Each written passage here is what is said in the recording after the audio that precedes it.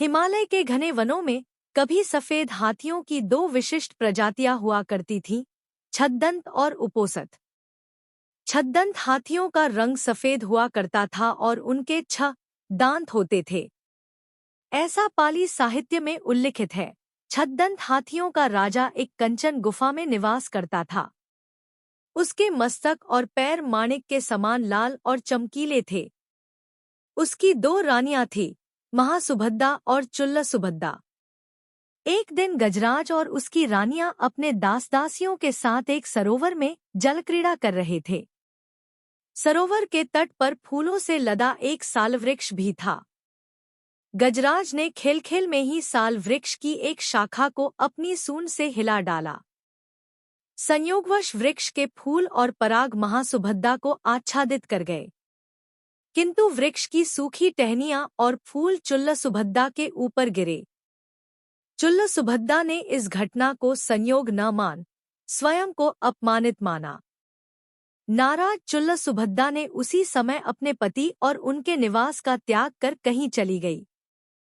तथा छद्दंतराज के अथक प्रयास के बावजूद वह कहीं ढूंढे नहीं मिली। कालांतर में चुल्लसुभद्दा मरकर मद्र राज्य की राजकुमारी बनी और विवाहोपरांत वाराणसी की पटरानी।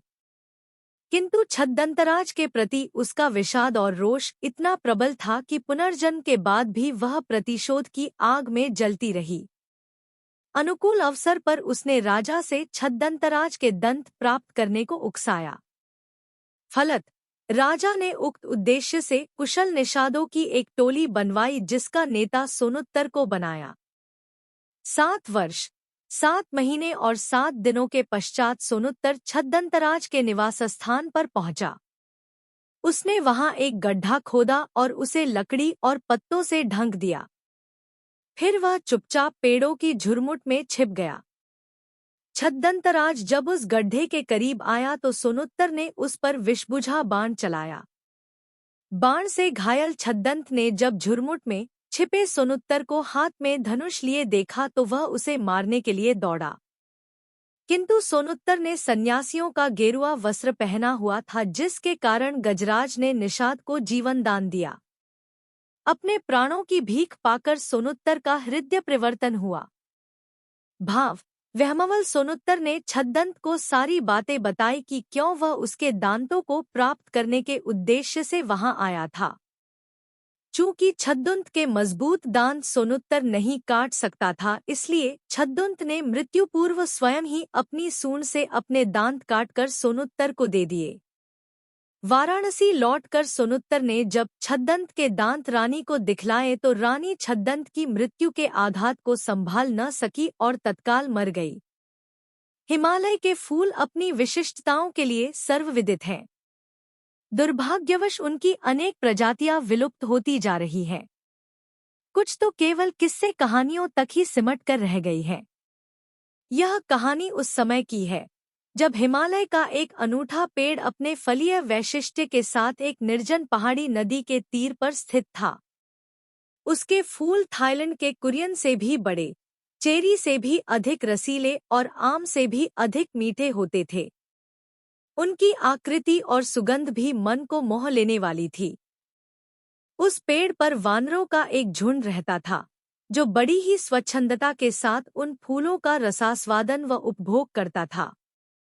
उन वानरों का एक राजा भी था, जो अन्य बंदरों की तुलना कई गुना ज्यादा बड़ा, बलवान, गुणवान, प्रज्ञावान और शीलवान था, इसलिए वह महाकपि के नाम से जाना जाता था। अपनी दूरदृष्टि उसने समस्त वानरों को सचेत कर रखा था कि उस वृक्ष का कोई भी फल उन टहनियों पर न छोड़ा जाए जिनके नीचे नदी बहती हो।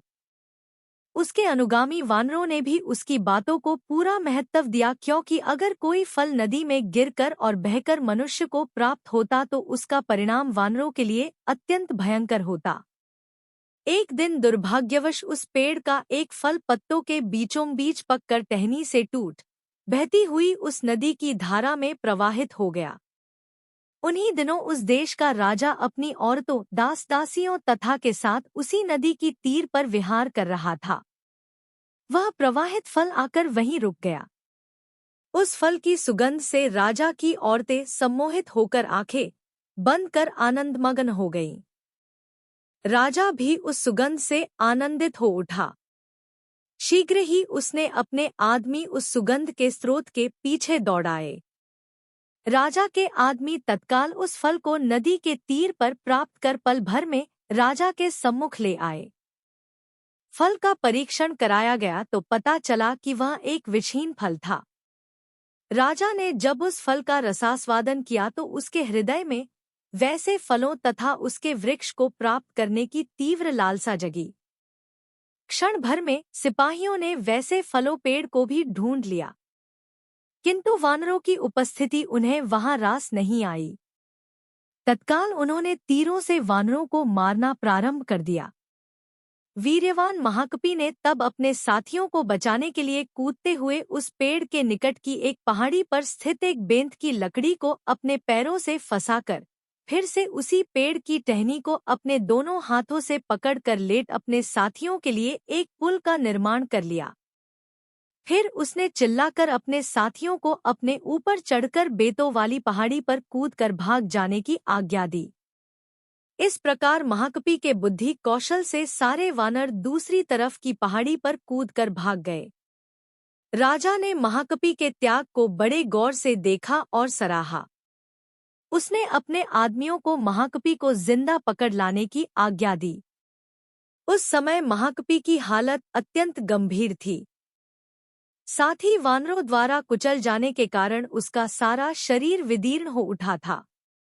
राजा ने उसके उपचार की सारी व्यवस्था भी करवाई, मगर महाकपि की आंखें हमेशा के लिए बंद हो चुकी थी।